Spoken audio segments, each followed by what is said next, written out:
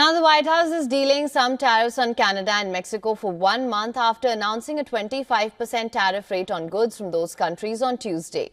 To see how some small businesses are responding, Voice of America senior Washington correspondent Carolyn Persutti visited a family whiskey business in Virginia. Take a look.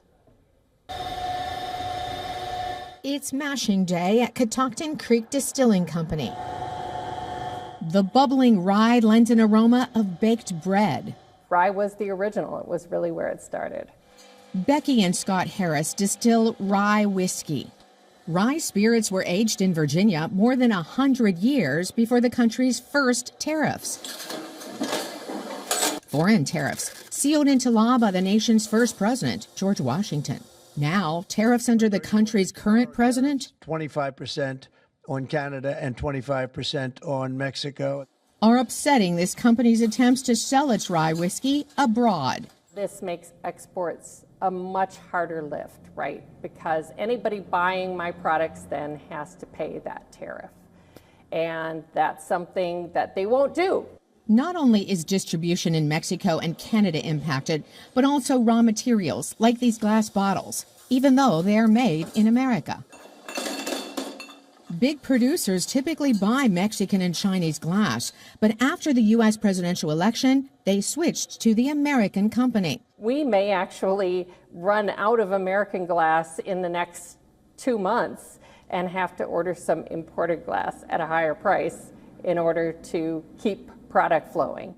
The Harris's planned expansion to Mexico and Canada is crushed, with Canadian shop owners now removing their rye whiskey and other American-made liquor from store shelves. We were in process of getting an order from France, and the French distributor told us that no, it's just not a good time now for American products to go over there. President Donald Trump says imposing tariffs will motivate world leaders to stop the flow of illegal immigrants and drugs.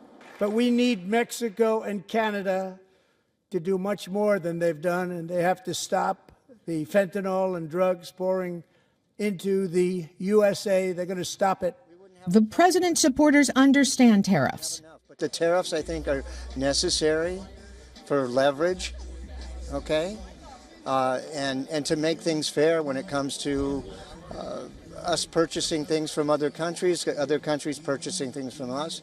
The stock market disagreed, tumbling 2 straight days on Wall Street. The hope has to be that the stock market's decline will cause the administration to dial back on this trade policy, because a trade war is really a lose-lose proposition.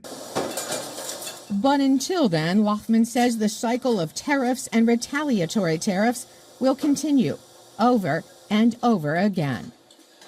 Carolyn Persutti, VOA News, Purcellville, Virginia.